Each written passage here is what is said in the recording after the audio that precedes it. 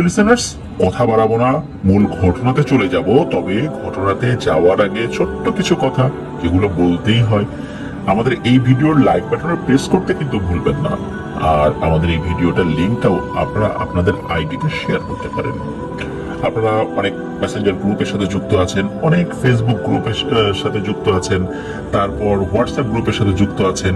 আপনাদের পরিচিতদের মধ্যে যারা ভয়ের ঘটনা শুনতে ভালোবাসেন, শুধু তাদেরকে আপনারা আমাদের এই চ্যানেলের লিঙ্কটা শেয়ার করতে পারেন। তাহলে আমরা আরো অনেক সাবস্ক্রাইবার্স পাবো। আর সাবস্ক্রাইবার্স পেলে আমরা তাদের কাছ থেকে অনেক সত্য ভয়ের ঘটনাগুলো ইনশাল্লাহ পাবো। আর সেই ভয়ের ঘটনাগুলো নিয়ে আপনাদের সাথে দীর্ঘ একটি পথ আমরা পাড়ি দিতে পারবো ইনশাল্লাহ। আমরা আশা করব আপনারা সবাই আমাদের এই অগ্রযাত্রায় সহায়তা করবেন। ফেসবুক পরিবারের সদস্য হয়ে আপনারা আপনাদের মূল্যবান মতামতগুলো কমেন্ট করে বা পোস্ট করেও জানাতে পারেন। আমাদের ফেসবুক পেজ এবং গ্রুপের লিংক এই ভিডিওর ডেসক্রিপশনে দেওয়া রয়েছে। আর আপনারা যারা ঘটনা পাঠাতে চান তারা অনেকেই আমাদেরকে বলেন যে কিভাবে ঘটনা পাঠাবো। ঘটনা পাঠানো খুবই সহজ। আপনারা লিখে অথবা রেকর্ড করে যে কোনো ভাবে ঘটনা পাঠাতে পারবেন। আমরা শুধু ইমেইল ছাড়া অন্য কোনো ভাবে ঘটনা নিতে পারছি না। চলুন ঘটনাতে চলে যাব। ঘটনাটি মূলত এই মাসুদ রানা ভাই সংগ্রহ করেছেন। ওনারই এক বন্ধু, তার নাম হচ্ছে খালিদ হাসান। খালিদ হাসান বয়সে ওনার থেকে 3 বছরের বড়, যদিও ফ্রেন্ড আবার ক্লাসের দিক থেকেও বড়। তো খালিদ হাসানও কিন্তু আমাদের চ্যানেলের ঘটনাগুলো রেগুলার শোনেন। তো রেগুলার শোনার কারণে ওনার কাছে থাকা একটি ঘটনা এই মাসুদ রানা ভাইকে শেয়ার করেন। ঘটনাটি বেশ বিক্ষিপ্ত ছিল। আর এই বিক্ষিপ্ত ঘটনা একটু একটু করে একটি পূর্ণাঙ্গ ঘটনায় রূপ দেওয়ার কাজটি করেছেন মাসুদ রানা ভাই। কারণ ঘটনার এক অংশ একজন জানে, আর এক অংশ আরেকজন জানে। তো এইভাবে পুরো একটি ঘটনা যখন একত্রে দাঁড়িয়ে যায় তখন ঘটনাটি দীর্ঘ হয়েছে। তো আশা করছি এই ঘটনাটি আপনাদের কাছে ভালো লাগবে, কারণ এই ঘটনার ভেতরেও আবার ঘটনা রয়েছে। শুনলেই আপনারা বুঝতে পারবেন। তো ঘটনাটি মূলত এই যে খালিদ হাসান ভাই এবং ওনার আপন বড় বোন, যার নাম হচ্ছে রাফিয়া, তার সাথে ঘটেছিল। তো সময়টা 2008 সালের দিকে। 2008 সালের দিকে ওই গ্রামে বা আশেপাশের গ্রামগুলোতে তখনও ইলেকট্রিসিটি তেমন ছিল না। তবে 2008 সালে কিন্তু এই যে ডিশ লাইনের যে সংযোগগুলো, এগুলো বেশ ব্যাপক ছিল বিভিন্ন জায়গাতে। কিন্তু ওনাদের ওই গ্রামে ইলেকট্রিসিটি না থাকার কারণে একটা সমস্যা তো ছিলই, যার কারণে ওখানে ব্যাটারিতে টেলিভিশন চালাতে হতো। আর টেলিভিশন ছিল সাদা কালো। তো আমি যখন ছোট ছিলাম তখন আমাদের বাসায়ও এরকম একটা সাদা কালো টেলিভিশন ছিল। তখন আমার আব্বু একটা জায়গায় পোস্টিং নেন, সেখানে আবার বিদ্যুৎ ছিল না, যার ফলশ্রুতিতে ওখানে ব্যাটারি চার্জ দিয়ে নিয়ে আসতে হতো। তা আমি ওই বাস্তবতার সাথে পরিচিত ছিলাম দীর্ঘ একটা সময়। তো যার কারণে আমি বিষয়টা জানি। আমাদের লিসেনারদের মধ্যে অনেকে হয়তো বা ব্যাটারিতে ভিসিআর বা টেলিভিশন এগুলো দেখেছেন। তো সেই সময়ের কথা বলছি, যদিও বা সাল 2008, খুব বেশি দিন আগের না। ওনাদের যেই গ্রামের বাজার, সেটার নাম হলো ডাংরার হাট। সেখানে আবার ইলেকট্রিসিটি ছিল, কিন্তু গ্রামের দিকে ছিল না। আর তখনকার সময় যে টেলিভিশন গুলো ছিল ওই দিকটাতে, মানে ওই এলাকাগুলোতে সাদা কালো ব্যাটারি চালিত। তো ওনাদের পুরো গ্রাম মিলে তখন শুধু এই রাফিয়া আপুদের বাসায় টেলিভিশন ছিল। তো বাজারে ব্যাটারি চার্জ দিয়ে বাড়িতে এনে টেলিভিশন দেখতো রাতের একটা নির্দিষ্ট সময়। ওই সময় বিটিভি দেখতো আর কি, বাংলাদেশ টেলিভিশন যেটা, ওটা দেখতো। তো এই রাফিয়াপুর বাবা ব্যাটারিটি নিয়ে বাজারে চার্জে দেন। আর এই খালিদ হাসান ভাইকে উনি বলে যান যে সন্ধ্যাবেলা কারো দিয়ে যেন বাজার থেকে ব্যাটারিটা নিয়ে আসার ব্যবস্থা করা হয়। কারণ ওনার আবার ওই দিন আরেকটা জায়গায় কাজ ছিল, তার তো ফিরতে দেরি হবে। এই জন্যই মূলত এই সন্ধ্যার আগেই ওই ব্যাটারিটা যেন কাউকে দিয়ে নিয়ে আসা হয়। এই জন্য ওনার ছেলেকে, মানে এই যে খালিদ হাসান ভাইকে বলে যান। তো খালিদ হাসান ভাই সন্ধ্যার আগে তার এক পরিচিত এক লোক তাকে এই ব্যাটারি আনার বিষয়টি বলেন। তার নাম ছিল আব্দুল সালাম মিয়া। তো এলাকাবাসী, বিশেষ করে বয়স হলেও বেশ শক্ত সমর্থক একজন মানুষ ছিলেন। ওই যে মাসুদ রানা ভাই, তারপরে যে খালিদ হাসান ভাই, ওনারা সবাই এবং ওনাদের বয়সে আরো যারা আছেন সবাই কিন্তু এই আব্দুল সালাম মিয়াকে নানা বলে ডাকতেন আর কি। তো ওই লোকের বাড়ি এই খালিদ হাসান ভাইদের বাসা থেকে 2 মিনিটের হাঁটা পথ। তো রাস্তার বিবরণটা আমরা একটু দিই, তাহলে লিসেনারদের একটু অনুমান করতে বা আইডিয়া করতে সুবিধা হবে। রাস্তার পূর্ব দিকে এই খালিদ হাসান ভাইদের বাড়ি, রাস্তাটি উত্তর দক্ষিণ দিকে লম্বালম্বি করা আর কি। আর খালিদ হাসান ভাইদের বাসা পার হয়ে 30 কদম হাঁটলে বাম দিকে আরো একটি চিকন সরু রাস্তা, এবং মেইন রাস্তা থেকে এই যে বাদিকে সরু বা চিকন রাস্তাটি রয়েছে এটি আবার বেশ নিচু। এই চিকন সরু রাস্তা দিয়ে গেলে সামনে বেশ কিছু বাড়িও আছে। এই চিকন রাস্তা দিয়ে নামার সাথেই ডান দিকে একটি বাড়ি পড়ে, বাম দিকে আরেকটি বাড়ি পড়ে। এই বাড়িটা পার হলে সামনে আরো সামান্য একটু পথ হাঁটলেই আরো বেশ কিছু বাড়ি দেখা যায়। এই বাড়িগুলোর উঠোন ছিল আবার বেশ বড়, আর এই উঠোনগুলোর মধ্য দিয়ে আবার হাঁটার রাস্তা, অনেকে এই উঠোনগুলোর মধ্য দিয়ে হেঁটে যেতেন। আর রাস্তার সাথে একটা বিশাল জাম গাছ, আর এই জাম গাছের কথাটা লিসেনার মনে রাখবেন। আর এই জাম গাছের সাথেই বসার জন্য একটা টং আছে। টং তো ওই যে বুঝতে পেরেছে আপনার বাঁশের মাচা দিয়ে একটু উঁচু করে তৈরি করা হয়, বাঁশের খুঁটি দিয়ে। এটাকে অনেকে টং বলেন, বিভিন্ন জায়গায় বিভিন্ন নাম, কোথাও মাচা বলে, মাচান বলে, তো আমাদের এলাকায় এটাকে টং বলেন আর কি। তো এই টং থেকে সামান্য একটু হাঁটলেই, সামান্য একটু মানে 20 কদম হয়তো বা, এতটুকু পথ এগুলি এই সালাম নানার বাসা। তো কেন এতটুকু বর্ণনা দিলাম, এটা ঘটনাটা শুনলে বুঝতে পারবেন। তা না হলে শুধু বললেই হতো যে সালাম নানার বাসা একটু সামনে, একটা জাম গাছের থেকে একটু এগিয়ে গেলে। তো ওই দিন বিকেল বেলা সালাম নানাকে ব্যাটারির ব্যাপারটা বলার পর যখন সন্ধ্যা পেরিয়ে এশার আজান দিয়ে দেয়, কিন্তু এই সালাম নানার কোনো খোঁজ খবর নাই। তখন এই খালিদ হাসান ভাই, তার বড় বোন রাফিয়া, এই দুইজন মিলে সালাম নানার বাসায় যাওয়ার সিদ্ধান্ত নেন। গ্রামের অনেকেই তো ওনাদের পাশে টেলিভিশন দেখতে আসতো রাতের বেলা, এখন তারা এসে বসে থাকবে আর ওনারাও দেখবেন। এই কারণেই মূলত আসলে ওনারা দুজন মিলে ওই দিকটাতে যাওয়ার সিদ্ধান্ত নিয়েছিলেন। তারা বাসা থেকে বের হয়ে অন্ধকারে হাঁটা দিয়েছেন সালামনার বাড়ির উদ্দেশ্যে। তো বেশি অন্ধকার না রাস্তা, আশেপাশে বেশ ভালোই দেখা যাচ্ছিল। তারা নিজেদের মধ্যে কথা বলতে বলতে যাচ্ছিল। আর রাফিয়া আপু ছিল এই খালিদ হাসান ভাইয়ের ডান দিকে, অর্থাৎ রাফিয়া আপু উনি যে সাইডটাতে ছিলেন সেই সাইড থেকে হঠাৎ করে উনি কি করেছেন, মানে রাফিয়া আপু খালিদ হাসান ভাইয়ের হাত শক্ত করে চেপে ধরেছেন।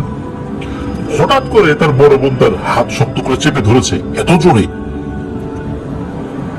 এই বিষয়টা ওনার কাছে বেশ একটা ভয়ের উদ্রেক করে। ঘটনা কি, তখন এই খালিদ হাসান ভাই কি করেছে, উনি ওনার বোনের মুখের দিকে তাকিয়েছেন, কিন্তু উনি দেখেন যে তার বোন তাকিয়ে আছে অন্যদিকে, মানে ডান দিকে তাকিয়ে আছে।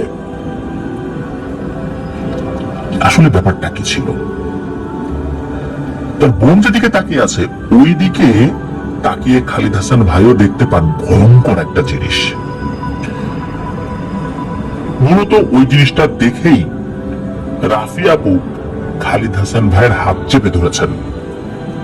তো খালিদ হাসান ভাই ওই দিকটাতে তাকিয়ে দেখেন যে এই যে টং, যেটা জাম গাছের নিচে টং, এই টং এর উপরে এক মহিলা অবয়ব দাঁড়িয়ে আছে। তার পরনে সাদা শাড়ি, শাড়িগুলো যেন মাটির ছুঁই ছুঁই অবস্থা। আর আরো উপরের দিকে তাকিয়ে দেখা যায় যে প্রায় জাম গাছের সমান এই মহিলাটা, টঙের উপর দাঁড়িয়ে থাকলেও সেই জাম গাছের সমান। কিন্তু ওই মহিলার মাথায় কোনো কাপড় ছিল না বলে তার মুখটা দেখা যাচ্ছিল। মুখটা ছিল অদ্ভুত, একদম চ্যাপ্টা, কোন একটা চ্যাপ্টা প্লেট যেরকম হয় বা একটা পয়সা, একটা কয়েন যেরকম একদম চ্যাপ্টা হয়, ওই রকম চ্যাপ্টা। সাধারণত মাথাটা গোল হয়, মাথার পেছন দিকে আমাদের মাথাগুলো দিকে একটা ফুটবলের মতো ব্যাপার, কিন্তু তার বেলায় বেশিটা এরকম না, একদম একটা চ্যাপ্টা মাথা। তার চোখের জায়গায় দেখা যাচ্ছে যে দুটো কোটর রয়েছে এরকম মনে হচ্ছে, বা গর্ত রয়েছে, চোখটা ওভাবে বোঝা যাচ্ছে না। আর তার চুলগুলো এই জাম গাছের ডালে মেলে দিয়েছে, মনে হচ্ছে সে চুল শুকাচ্ছে।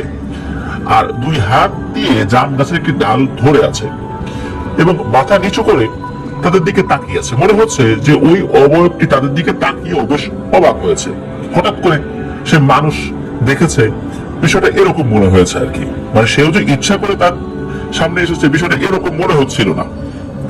মনে হচ্ছে এই রাফি আপু এবং খালিদ হাসান ভাই তারা তাকে দেখে ফেলার কারণে ওই অবাকটা অবাক হয়েছে।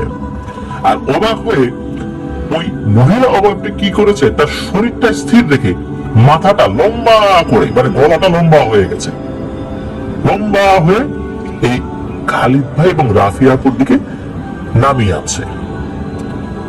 এভাবে আস্তে আস্তে তার গলাটা প্রসারিত হচ্ছে। অবয়বটির এই উচ্চতা থেকে মাথাটা এভাবে নিচে আসতে আসতে তাদের প্রায় 2 থেকে 3 হাতের ভেতরে চলে আসে। মানে ওনারা দুজন হঠাৎ করে এই জিনিসটা দেখে এতটা ভয় পেয়েছিলেন যে ওখান থেকে যে দৌড় দেবেন বা কি করবেন ওনারা বুঝতে পারছিলেন না। ওরা শুধু ওই দিকটাতেই তাকিয়ে আছেন।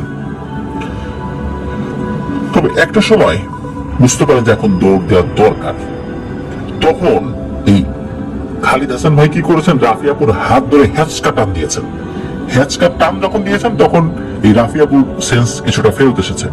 তো হ্যাচকা টান দেওয়ার পর দুজন কিন্তু তাদের বাড়ির দিকে দৌড় না দিয়ে এই সালাম নানার বাড়ির দিকে দৌড় দিয়েছেন। সালাম নানার বাড়িটাই তো ওখান থেকে কাছে ছিল। তো দ্রুত তারা সালাম নানার বাসায় ঢুকে পড়েন। তবে ওই যতটুকু পথ দৌড়েছিলেন পেছন থেকে অন্য কোনো ধরনের কোনো ভয়ঙ্কর শব্দ বা এই টাইপের কোনো কিছু ওনারা শোনেন নাই। তারা দুজন তো এমন ভাবে দৌড় দিয়েছেন, খুব আতঙ্কিত অবস্থা তাদের চেহারায় ফুটে উঠেছে। তো ওই সময় সালাম নানা বাড়িতে ছিলেন না, ওই সময় বাড়িতে ছিলেন সালাম নানার স্ত্রী। তখন সালাম নানার স্ত্রী হঠাৎ করে দুজনের চেহারা দেখে বলছে, কি ব্যাপার, তোমাদের কি হয়েছে, ভয় পাইছো নাকি, এরকম ভাবাচ্ছ কেন? তো সালাম নানার স্ত্রী কি করেছেন, এনাদের দুজনকে 2 গ্লাসে পানি দিয়েছেন। তো এই খালিদ ভাই একটা বিষয় লক্ষ্য করছেন যে এই যে রাফি আপু উনি না একদম চুপ করে আছে। মনে হচ্ছে যে ওরা কোনো ভাবান্তর নাই, চুপ, একদম চুপ, বেশ অস্বাভাবিক রকমেরই চুপ। এদিকে তারা যে এইভাবে ধূপধাপ করে দৌড়ে এসেছেন, এই ধূপধাপ করে দৌড়ে আসার শব্দ পেয়ে সালাম নানার বাড়ির পাশেই আরেকজন মহিলা থাকতেন আর কি। তো এই মহিলার নাম হচ্ছে হালিমা। তো উনি চলে এসেছেন যে কি ব্যাপার, কি হলো। তখন এই সালাম নানার বাসায় অন্য কোনো আসলে পুরুষ মানুষ ছিল না। ওদিকে ওই হালিমা যিনি, তার বাসায় কোনো পুরুষ মানুষ ছিল না। যখন এই ব্যাপারটা ওরা দুজন খুলে বলেন এরকম ভয় পেয়েছি আমরা, তখন সালাম নানার স্ত্রী উনি ওই হালিমাকে বলেন যে এই হালিমা, যাতে একটু ফুলু মামাকে ডাক দিয়ে নিয়ে। ওই ফুলু মামা বলতে সালাম নানার বাড়ির সাথে আরেকজন থাকতো আর কি। মানে বাড়ির সাথে বলতে মোটামুটি পাশাপাশি বলতে, তাও গ্রামের বাড়ি তো একটু দূরত্ব তো থাকেই আর কি। এখন ওই যে হালিমা বলছে, আরে এই ফুলুর আর কি ডাকবো, এই ফুলুই তো সেদিন বাজার থেকে আসতে গিয়ে এই গাছের কাছে এসে একটা থাপ্পড় খেয়েছে। কেউ যেন অন্ধকারের ভিতর থেকে তাকে প্রচন্ড জোরে একটা থাপ্পড় দিচ্ছে, আর থাপ্পড় খেয়ে সে মাটিতে পড়ে গেছে। এরপর থেকে তো সে এদিক দিয়ে আসতেই চায় না ভয়ে। আর এখন ওই দিক দিয়ে যদি ওদেরকে পাঠানোর কথা বলি, ও তো জীবনেও আসবে না। তো এই কথা শোনার পর এই খালিদ ভাই বলছে, তাহলে আমরা বাড়ি যাবো কিভাবে? তখন যে হালিমা যিনি, উনি বলছেন যে আরে চল, আমি নিয়ে যাচ্ছি তোদেরকে, এইসব কিছু না, এগুলো আমি কখনো দেখিও নেই, এগুলো আমার বিশ্বাসও হয় না, চল আমার সাথে চল। তখন এই যে রাফিয়া আপু এবং খালিদ হাসান ভাই, ওনারা দুজন এই হালিমা যিনি ছিলেন তার সাথে হাঁটা দিয়েছেন। তো হাঁটতে হাঁটতে যখন এই গাছের কাছে চলেছেন, দেখেন ওখানে কিছুই নেই। তো এই হালিমা বলতেছে, ওই দেখ উপরেও কিছু নাই, এই যে আমি তাকাইলাম দেখি কিছু নাই। ওরা দুজন দেখে, হ্যাঁ উপরে তো কিছু নাই। তখন ওই গাছের নিচ থেকে ওই হালিমা বলতেছে, আরে তোরা কি না কি দেখছিস, মানুষজন অযথা এখানে এই জায়গাটারে মানে ভুতুরে বানাই ফেলছে, এগুলা কিচ্ছু না, চল। যেই না উনি এটা বলছেন, আর সাথে সাথে উপর থেকে মনে হচ্ছে মানে গুঁড়ো গুঁড়ো মাটি থাকে না, ওরকম গুঁড়ো গুঁড়ো মাটির বৃষ্টি শুরু হলো। ঢিল মারছে না, কিন্তু এরকম বৃষ্টি শুরু হয়েছে। কিন্তু এগুলো তাদের গায়ে পড়ছে না, আশেপাশে পড়ছে। এবং যেগুলো পড়েছে এগুলো আবার একটা ওই অন্ধকারের মধ্যেই যতটুকু আলো ছিল আর কি, এই একটা হাতে উঠে দেখেছে এটা হচ্ছে গুঁড়ো মাটি, চাপ দিলে একদম ভেঙে গেল আর কি। এখন এই জিনিসগুলা অঝোর ধারায় পড়ছেই। তখন এই যে হালিমা যিনি এতক্ষণ অনেকগুলো কথা বলেছেন যেগুলো কিছু না, এগুলো সব ভুয়া জিনিস, মানুষ ইচ্ছে করে বলে। উনি তো বলছে ও মা গো বাবা গো, ভূতে আমার খেয়ে ফেললো রে বলে উনি ওনার মতো করে দৌড় দিয়েছেন। মানে উনি আর ওই দুজনকে কিভাবে কি করবেন, আগায় দিবেন, উনি নিজে বাঁচার জন্য দিয়েছেন দৌড়। এদিকে খালিদ ভাই আর রাফিয়া আপু ওনারাও ওনাদের বাড়ির দিকে দৌড় দিয়েছেন। ওরা তো চিৎকার করতে করতে দৌড় দিয়েছেন যে বাঁচাও বাঁচাও বলে, আর ওদিকে ওই হালিমা ওনার বাড়ির দিকে দৌড় দিয়েছেন। এখন চিল্লাচিল্লি শুনে এই রাফিয়াপুর মা তো ঘর থেকে বের হয়ে এসেছেন, ওনারাও বাড়িতে চলে এসেছেন। বাড়িতে আসা অবধি অন্য কোনো সমস্যা হয়নি আর কি, মানে ওই জায়গা পার হওয়ার পর ওই যে গুঁড়ো গুঁড়ো মাটির যে বৃষ্টি ওটাও আর ছিল না, শুধু ওই গাছের নিচেই ওখানে ছিল।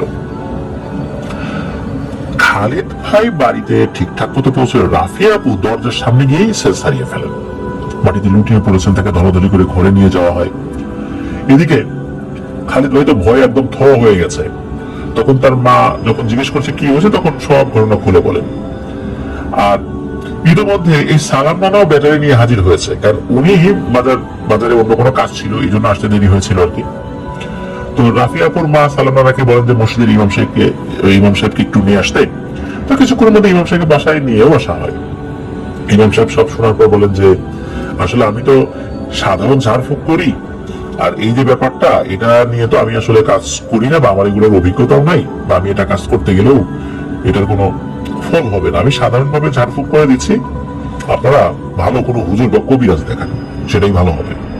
তাই বলে উনি ওনার মতো করে তেল পড়া পানি পড়া এগুলো দিয়ে গিয়েছেন, আর বলেছেন যে তেল শরীরে মালিশ করে দিতে, আর রাফিয়াপুর সেন্স ফিরলে এই পানি পড়াটা খাওয়াতে। তো তখনও রাফিয়াপুর সেন্স ফেরেনি। হুজুরের কথা মতো ওনার মা তার শরীরের হাতে মাথায় পায়ে তেল মালিশ করে দেন। তো বেশ কিছুক্ষণ পর রাফিয়াপুর সেন্স আসে। তো সেন্স ফেরার পর রাফিয়া আপু উন্মাদের মতো কথা বলতে থাকে, আবল তাবল কথা বলছেন, মানে এলোমেলো কথাবার্তা, কোনো মিল নাই। তার কথাগুলো ছিল এরকম, এই আমাকে নিয়ে যাবে রে, ওই দেখ দরজার ওখানে একজন লোক দাঁড়ায় আছে, আমাকে নিয়ে যাবে, আমাকে ডাকছে, আমাকে হাতের ইশারা দিয়ে ডাকছে। বাসায় তখন পাড়া প্রতিবেশীর ভিড় জমে গেছে। এমত অবস্থায় রাফিয়াপুর বাবাও চলে এসেছেন। এসে বাসায় তো ভিড় দেখে তো অবাক হয়েছেন, কি ব্যাপার এত রাতের বেলা তার বাসায় ভিড় কেন? তো বিচলিত হয়ে উনি ঘরে প্রবেশ করেছেন। তো ঘরে গিয়ে রাফিয়াপুর এই ধরনের উন্মাদ কাণ্ড দেখে উনি যখন এর কারণ জিজ্ঞেস করেছেন, তখন রাফিয়াপুর মা সব কথা খুলে বলেন। উনি এটা শুনে খুবই চিন্তিত হয়ে পড়েন।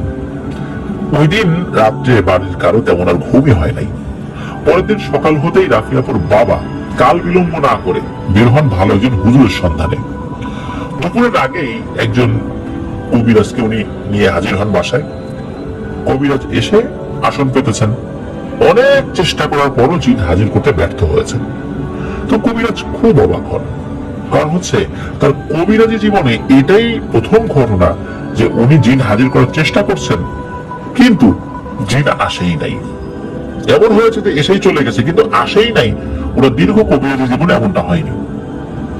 তখন ওই কবিরাজ রাফিয়াপুর পরিবারকে বলেন যে এটা আমার পক্ষে সম্ভব হবে না, কারণ যেই জিনটা রাফিয়ার উপরে এসেছে বা বিরক্ত করছে, এই জিনটা খুবই ধুরন্ধর এবং খুব শক্তিশালী।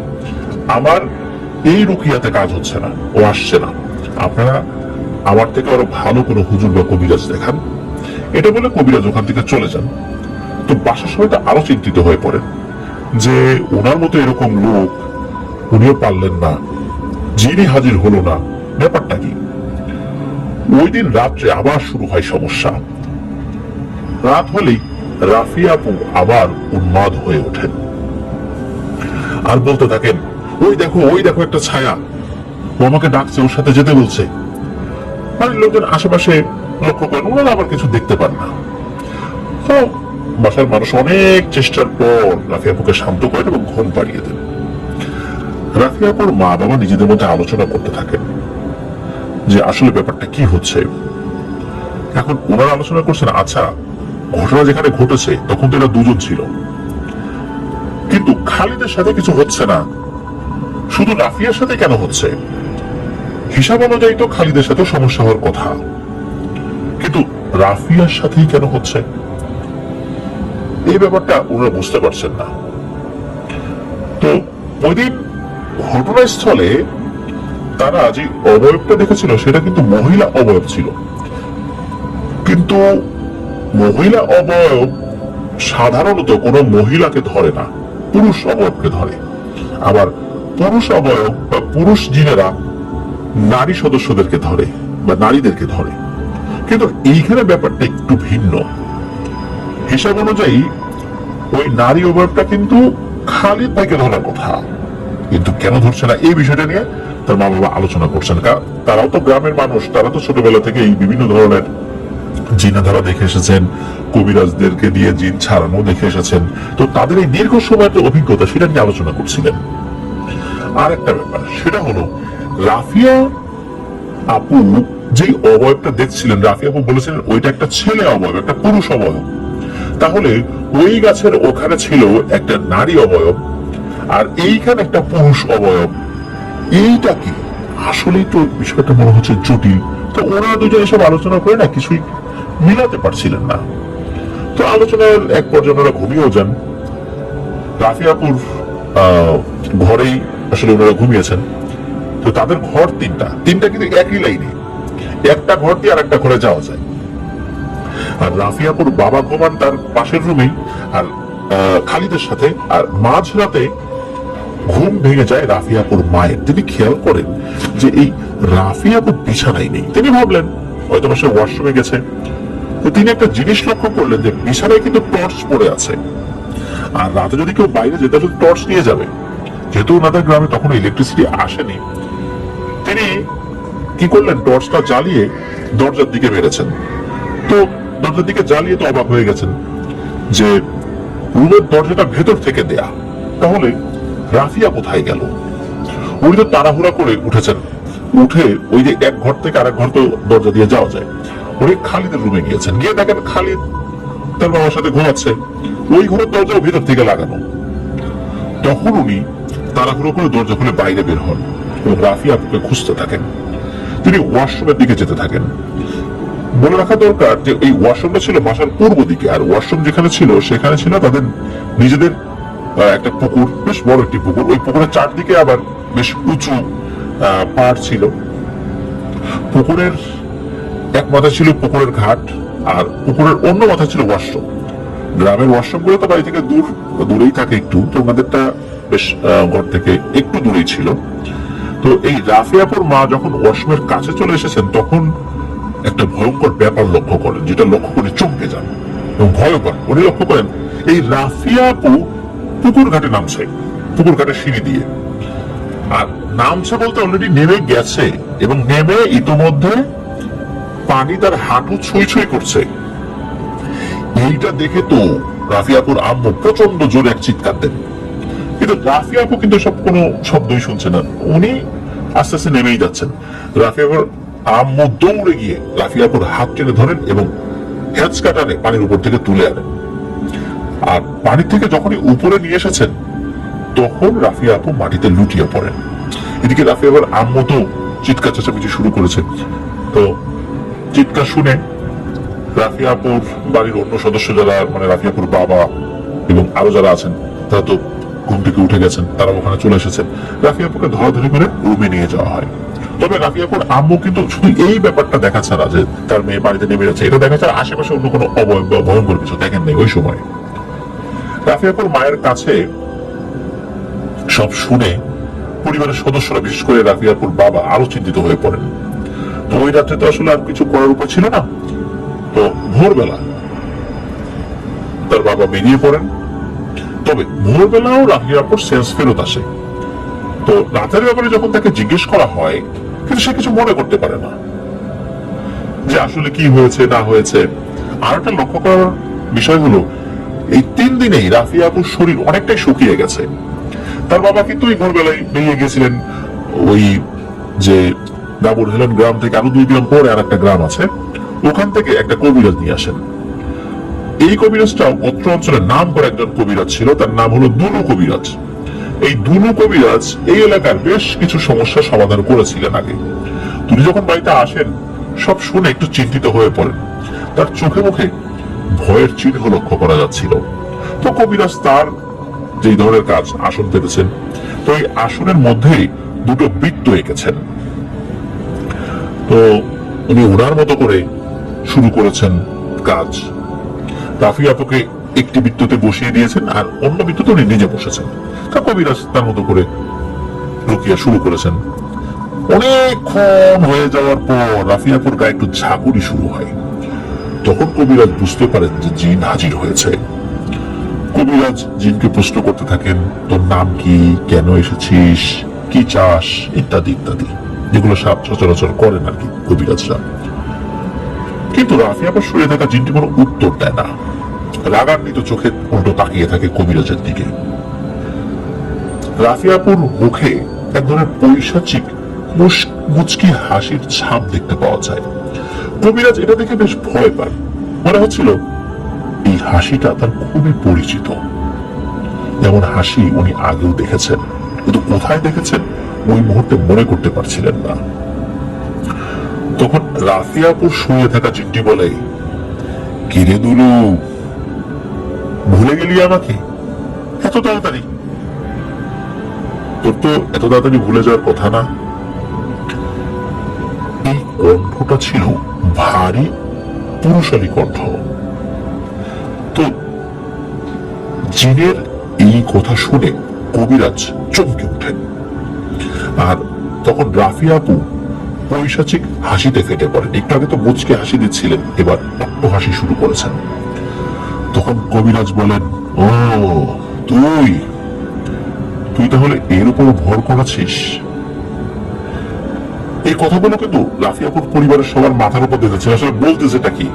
রাফি আপু বলে কি, কবিরাজ বলে কি? তখন রাফি আপুর কণ্ঠে বলে ওঠে, দুলুরে, আগের বার কিন্তু তোকে আমি ছেড়ে দিছিলাম। এইবার যদি তুই আমার কাজে বিন্দু মাত্র বাধা সৃষ্টি করিস, তাহলে মনে রাখিস আগামীকাল সকালে সূর্য তোর আর দেখা হবে না।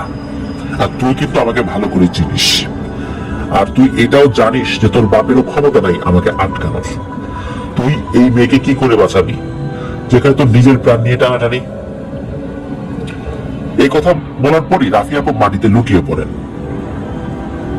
অদ্ভুত ব্যাপার হলো, যে চতুর্দিকে বৃত্তাকারে বন্ধনীটা দেওয়া হয়েছিল, সাধারণত জিনেরা হাজির হওয়ার সময় এই বন্ধনীর মধ্যে প্রবেশ করলেও ওই বন্ধনী না কাটা পর্যন্ত জিনেরা সাধারণত বের হতে পারে না।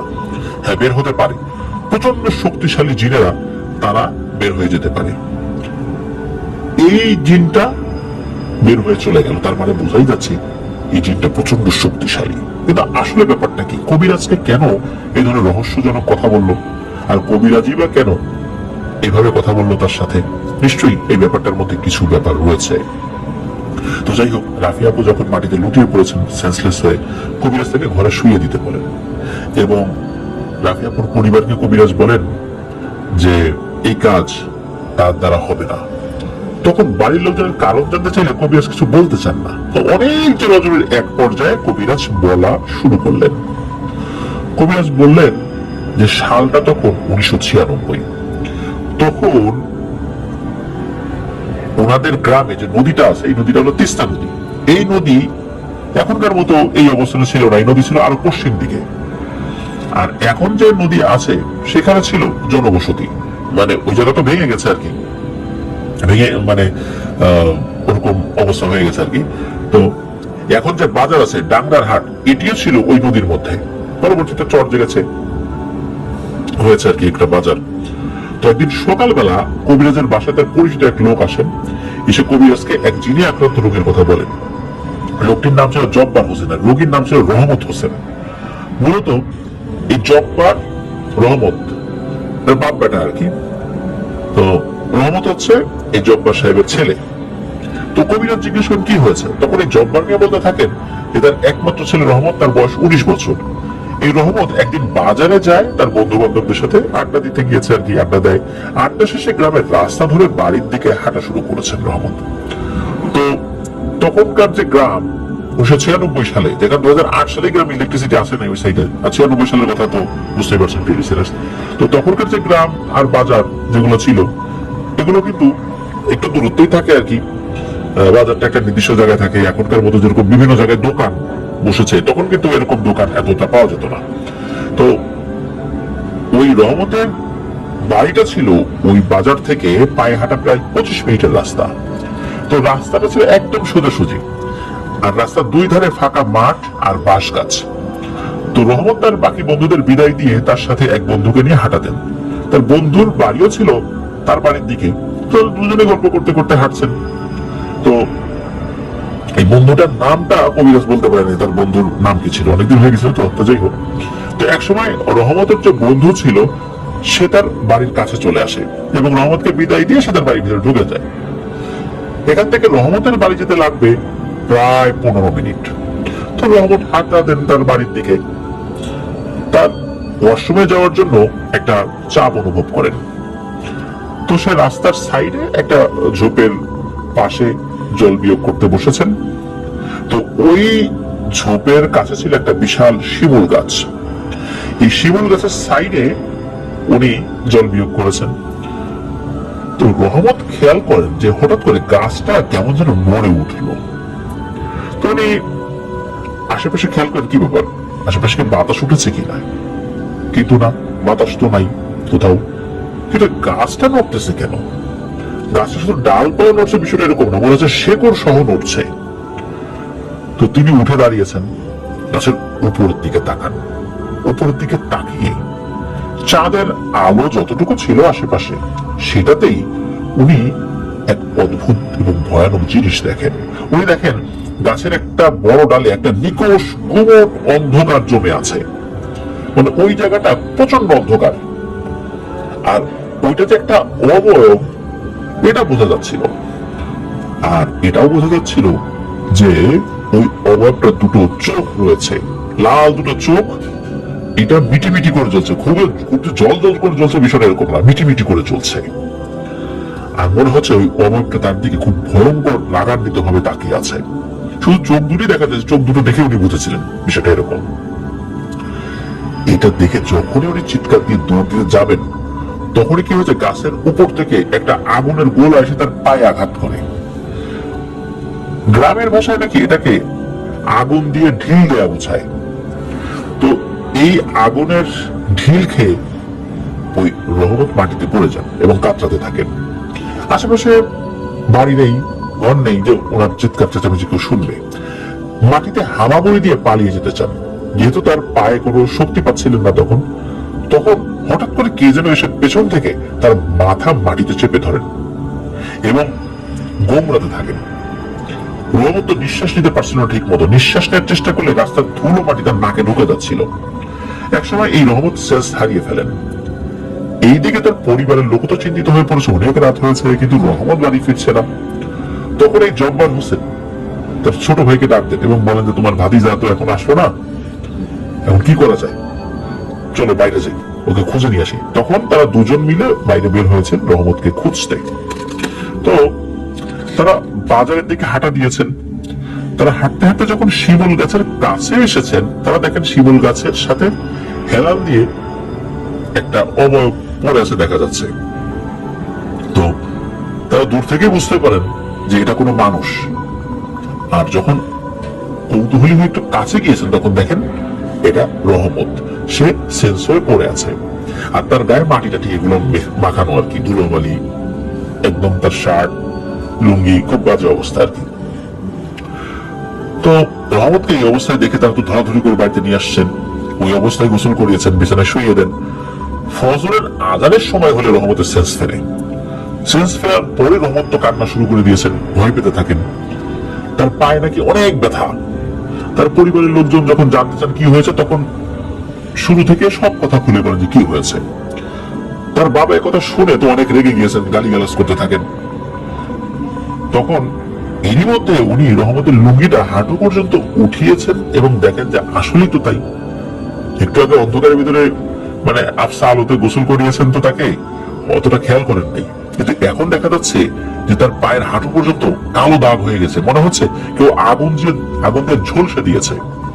তো এইসব শোনার পর কবিরাজ তার জিনিসপত্র নিয়ে হাঁটা দিয়েছেন।